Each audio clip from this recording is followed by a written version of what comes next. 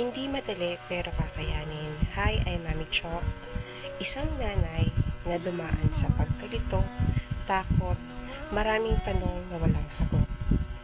Dumiting ako sa point na tinatanong ko ang sarili ko, bakit siya ganyan? Alam mo yung iniisip ko, may nakain ba ako? May ininom ba ako? O kaya may nagawa ba akong masama? Sa umpisa, mahirap. Mahirap tanggapin.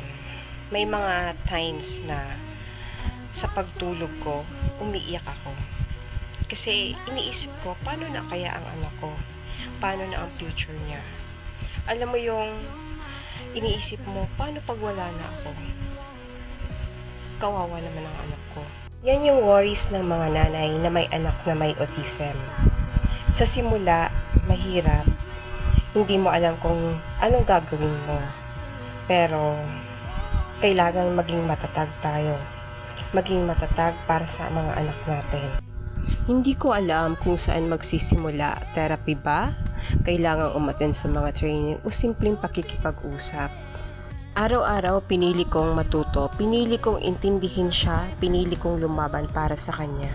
Hindi naging madali, pero bawat maliit na progress niya, panalo na para sa amin.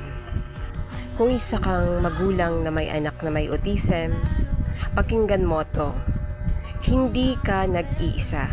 Sa bawat pagod, sa bawat luha, sa bawat tanong kung tama ba ang ginawa ko. May mga magulang din na katulad mo na patuloy na lumalaban araw-araw. Kaya kung naramdaman mong mabigat na, huminga ka.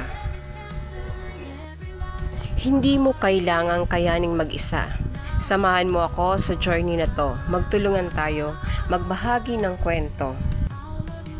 I-follow mo ang page na to para sa itong buhay, laban at totoong pagmamahal sa isang autism mom. Tara, sabay-sabay nating patunayan kaya natin hindi tayo nag-iisa.